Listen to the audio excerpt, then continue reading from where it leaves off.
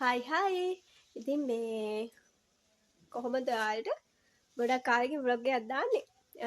මේක මේ හදිස්සිය කරන ව්ලොග් එකක්.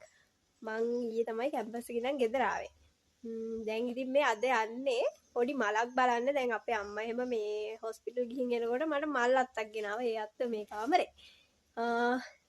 ඒ මල් බලන්න තමයි මං දැන් යන්නේ. මේ මෙතන ඉඳන් කිලෝමීටර් භාගයක් විතර පයින් යන්න ඕනි. මාත් ගෑම් බලන්නේ මල මොකක්ද කියලා. දැන් ඒක කියපු විදිහට නම් මේ අවුරුදු 12කට වතාවක් පිපෙන මලක්. මටත් හිතා ගන්න බෑ. මං ඒකේ ෆොටෝ එකක් ගහලා බැලුවා chat GPT එකේ දාලා. එයාලත් කියන්නේ මේ මල්ලේ විශේෂයක් කියලා. අපි යන්කෝ මේ මල බලන්න. මේ තියෙන අපේ ගෙදර.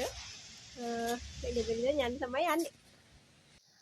ඉතින් ඔන්න මම මල් තියෙන තැනට ආවා. මේ තියෙන්නේ මල්.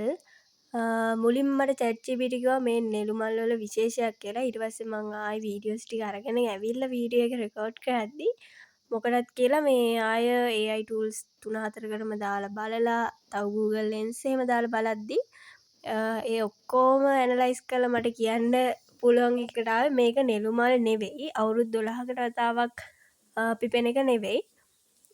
මේක නෙළු මල් වල වල් විශේෂයක්. එතකොට මේක අවුරුදු 12කට වතාවක් පිපෙන්නේ නැහැ. මේක මේ අවුරුද්දකට වතාවක් එහෙම පිපෙන්න පුළුවන් මල් ජාතියක්. මාත් මේක දෙපාරක් විතර ඔතන පිපිලා තියෙනවා දැකලා තියෙනවා.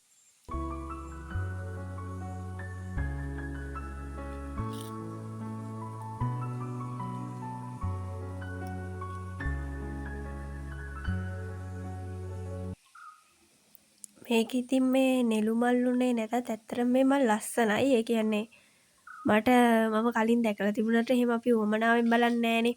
දැන් උවමනාවෙන් බැලුවම තමයි ලස්සන පේන්නේ. මං හිතන්නේ අද හරි ඊයේ හරි තමයි ওই මල් පිපිලා තියෙන්නේ. මොකද මීමැස්සෝ එහෙම ඇවිත් හිටියා. ඇත්තටම ලස්සනයි ඉතින්. සමහර විට අම්මා කිව්වේ නැත්තම් මං ඕක වැකේෂන් ඉවරලා ආයි කැම්පස් එකට යනකම්වත් දකින්නේ නැහැ.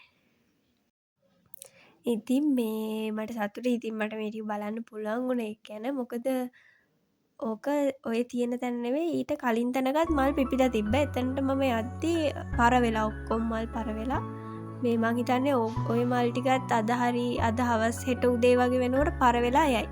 මේ ඊට පස්සේ ඉතින් ආයේ පිපෙන එකක් නැහැ. ඒක ඉතින් මං හදිස්සිය කරපු වීඩියෝ එකක්. ඉස්සරහට vlog 3ක් විතර මේ වැකේෂන් එකේ වැටෙන්න තියෙනවා. ඉතින් channel එක subscribe කරන්න, ඔයාගේ යාළුවන්ට share කරන්න. ඉතින් ඉස්සරහ වීඩියෝස් වලින් හම්බ වෙමු. bye.